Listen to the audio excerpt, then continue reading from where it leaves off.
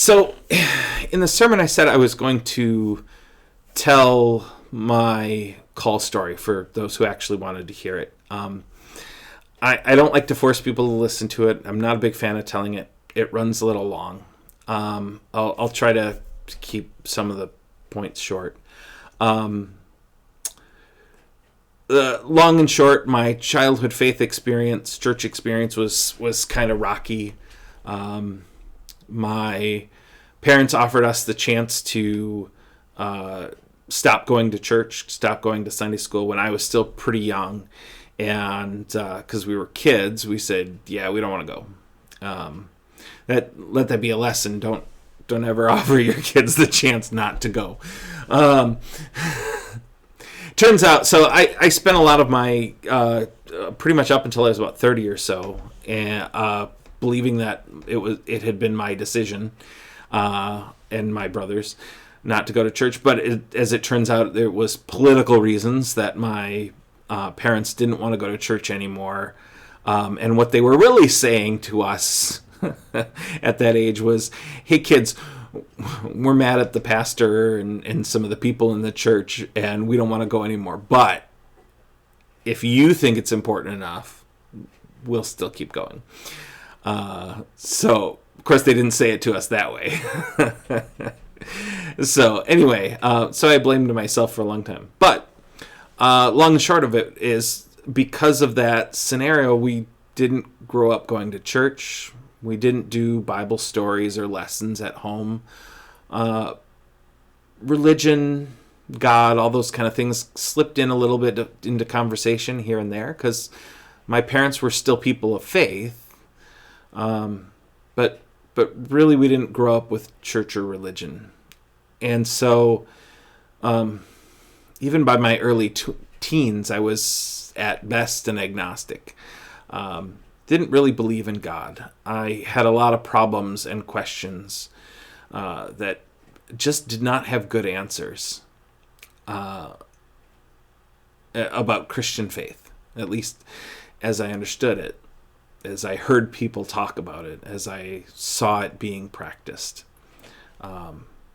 It seemed very problematic. And foremost in my trouble was this idea of eternal condemnation and punishment. So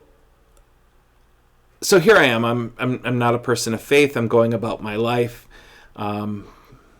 not really caring about what's going on in church and religion, except as how it affects news and events and whatnot. I tended to think people who were religious were silly fanatics, were wasting their time and energy. And so I was going about my life, and I met this woman and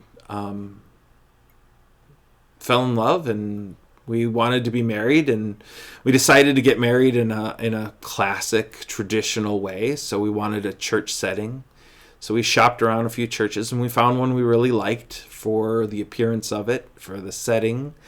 And we liked the pastor that we met that day. And so we picked that church. Well, we found out they really wanted us to be members if we were going to get married there. So we joined the church on paper. And then we felt a little guilty about joining the church but not going. So we went to church. Now, my wife and I didn't talk about it all that much, but my wife was already a person of faith in her own right. And but she wasn't open to telling me those things. I just wasn't fully aware of that. So we attended church, and it was fine. I still didn't believe. In fact, I felt kind of guilty being a member of a church and then not doing anything. So we gave a little here and there, and I joined in a few things. Particularly, I'm a fan of education, so I joined educational classes. But I ended up in this group discussion. I don't even remember the topic of the activity or program or whatever it was. I just remember there was a man sitting next to me who talked about his faith in such incredible and passionate terms. And when he finished, I looked over at him and I said, I'm amazed at your faith, but I could never do that. There's just too many things that get in the way of me having that kind of faith, or any faith at all. So that's where I was. I was attending a church. I was participating, but I didn't believe. So it was around that time that my father recommended to me a book series, and which shall go nameless, but it was, because the book series is not important. It was entertaining, and I was doing a lot of driving around, so I was listening to the books on CD at the time. And I was driving home from work, and one of the characters in the story quoted from the Gospel according to John. And suddenly, I don't know if it was the first time I had heard that passage or what it was, but it tore down some barriers for me and made me realize that a lot of my issues with God and religion came from presuppositions, came from ideas I had of what faith and God and Christianity were. And I wasn't really giving God a fair shake. And it just kind of washed over me like this overwhelming experience, this revelation. And and that hit me like 2 blocks from home. I was just pulling onto my street. And so I pulled into the driveway, still filled with this sort of revelation.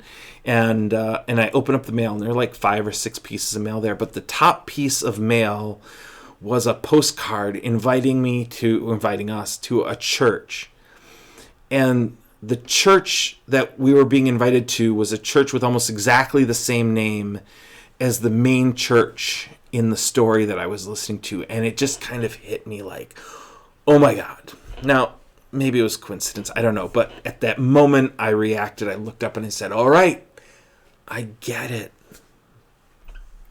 I'll go. I thought God was calling me to that particular church to go and be a part of that. Now, we went once, and my wife was not a fan of that particular church.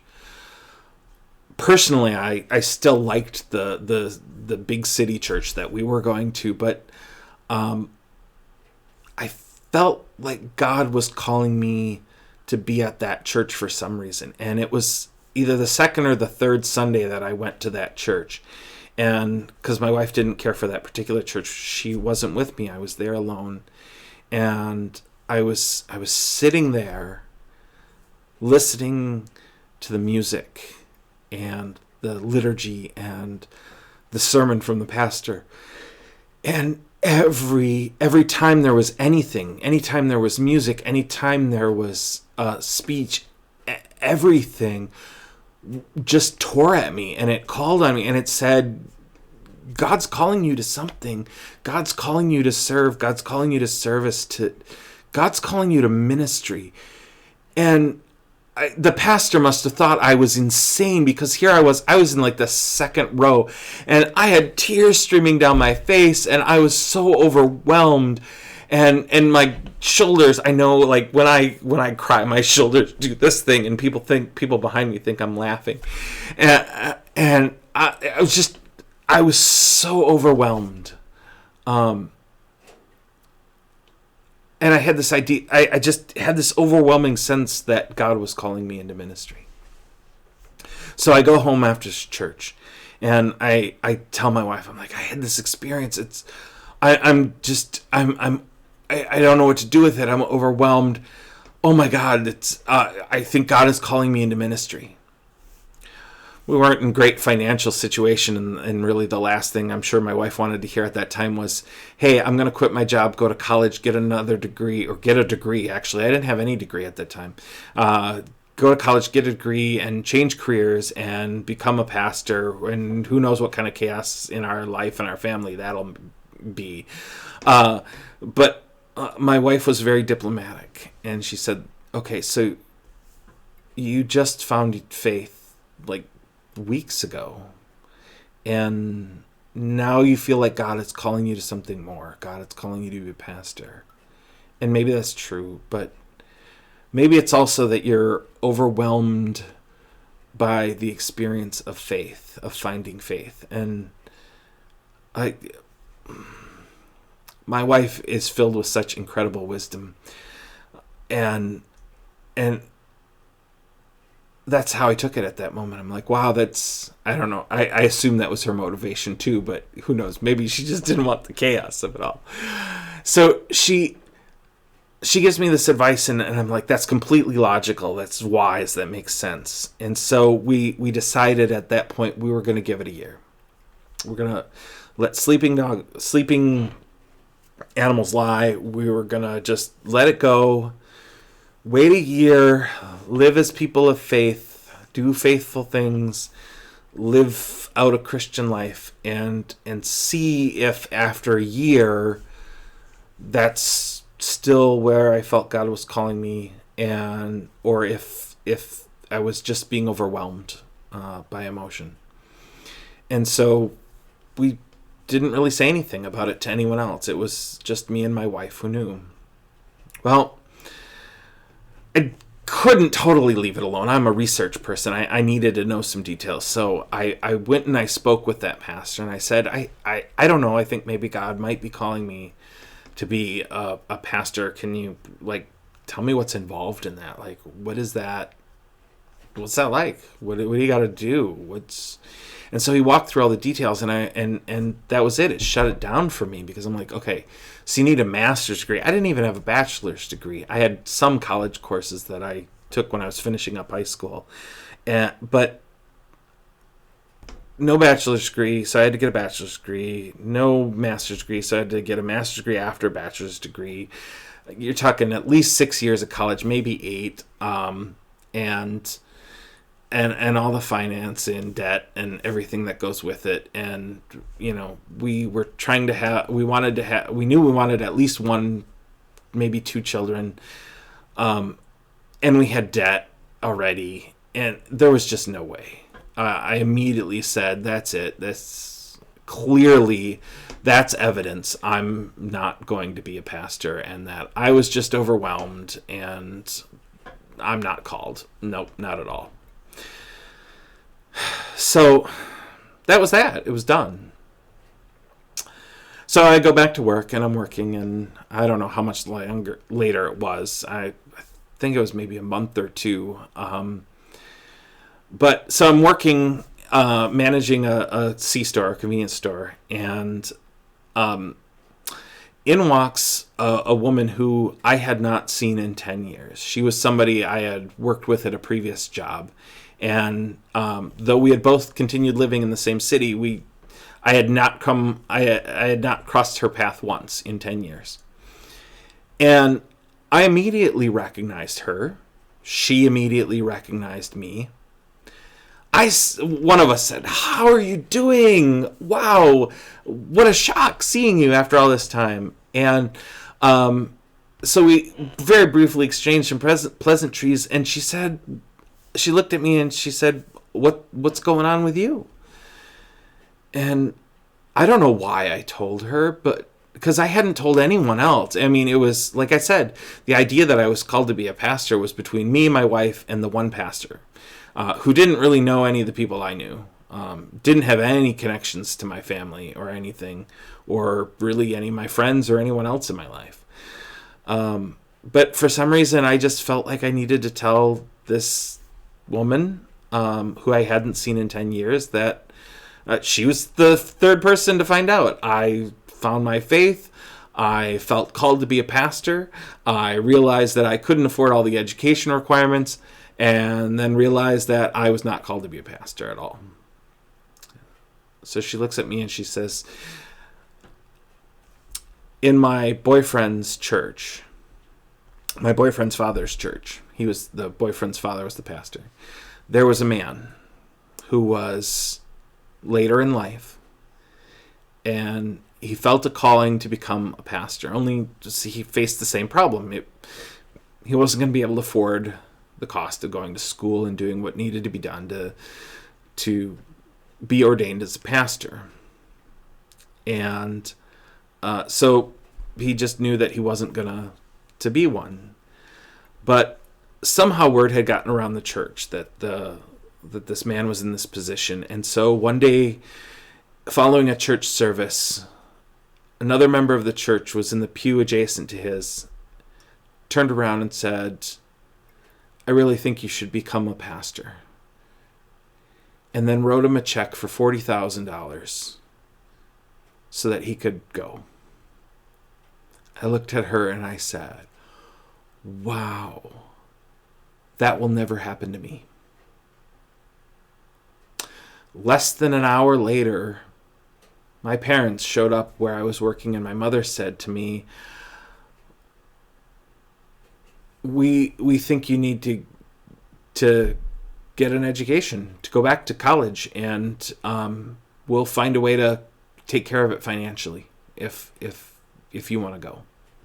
I had not talked to my parents about education. I had not talked to my parents about ministry, and I was just so overwhelmed by my parents showing up right after I had heard that story. And so I shared with them that experience, and so I ended up not waiting the full year, but I was kind of overwhelmed by that, and so I started looking into returning to school. And now I did get a little support from my parents, but for the most part, circumstances changed for them pretty unexpectedly, and I ended up not getting any of the support. It was, not much of it anyways. And it was really a nudge that moved me in the right direction to answer that call. Now there were a bunch of other experiences along the way. A lot of other obstacles and deterrents, and a lot of times in the process where I wondered, I questioned myself. Is this really what God is calling me to? Maybe that's a sign that I'm wrong. Maybe God's trying to tell me. Now, I mean, at this point, I'm decidedly a person of faith, but whether or not I was called to be a pastor, I mean, even up until the end of seminary, I kept running into obstacles that made me say, maybe I'm wrong. Maybe this is not what God is calling me to. But then something would happen that moved that obstacle out of the way or pushed me to move past it. Something totally out of left field. And ultimately, that's what I did. I followed the path. I stuck to it. I moved past obstacles in all kinds of weird and unexpected ways. So for me, the experience of being called to faith and being called to ministry involved what a lot of people would call coincidences. I don't know if they were signs from God. I don't know who knows how God actually works in the world. We have biblical stories, and they sometimes include signs, but they also include passages that says God's not going to give you a sign to prove God is there or to prove what God is calling to you. Just do what you're called to do and stop asking for proof. So, which biblical God is it? Maybe it's both. I mean, maybe it's the same God does both in different circumstances. I don't know if these were really signs or miracles in my life. I certainly have met a lot of people of faith who have been moved to incredible acts of faith that are in accord with what our scriptures say, that demonstrate them as real people who really follow Christ.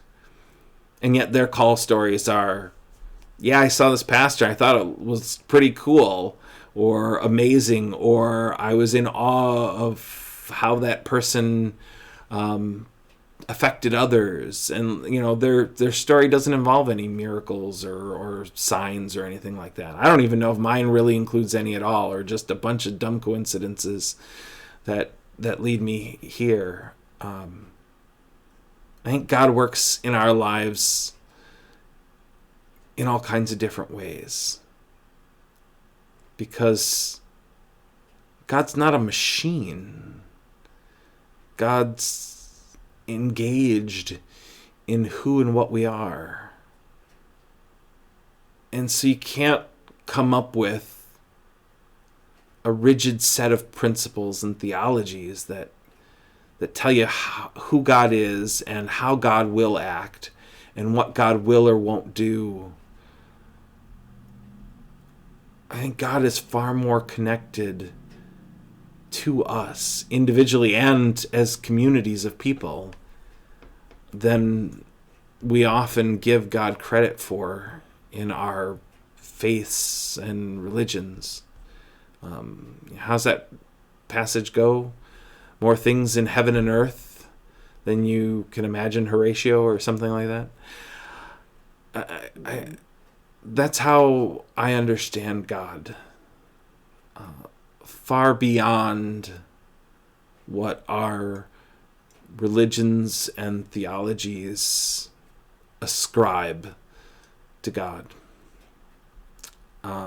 And how is God working in your world? I don't know. But I'd love to have that conversation. I'd love to hear where you see God at work in your life and in your world. And maybe it's through miraculous things. Maybe it's through coincidence. Maybe it's through the mundane. Maybe God just planted a seed in your heart of love for feeding people or for caring for children's or orphans or widows, or for working on issues of justice and injustice. God can certainly work that way too. So that's probably too long of a version of my call story. God seems, from my perspective, to have really pushed pretty hard to get me here. I don't know that I'm living up to it. I don't know that I ever will. I mean, it's God. How do you live up to God? But I'm going to keep trying. And sometimes even I need that reminder that it's not necessarily about having succeeded at it. I think God is far more interested in our effort than in our success. And I suspect we often lose sight of that reality of who God is. All right, I've wasted enough of your time talking about me and my views. So, thanks for hanging out with me this extra bit of time. I hope you enjoyed it. I hope it was worthwhile. If this inspires something in you, if you want to talk about your experiences with God, feel free to write me a letter, give me a call. I'd love to engage others. Obviously, it's what I do, so I'd love to talk about it. So, all right, like I said, that's enough. Have a wonderful and blessed day, week, month, life, whatever, year. But I do hope to hear from or see around, and I hopefully we'll hear some other stories out of this, or not. But I said I was going to do it, so here it is. All right, peace out.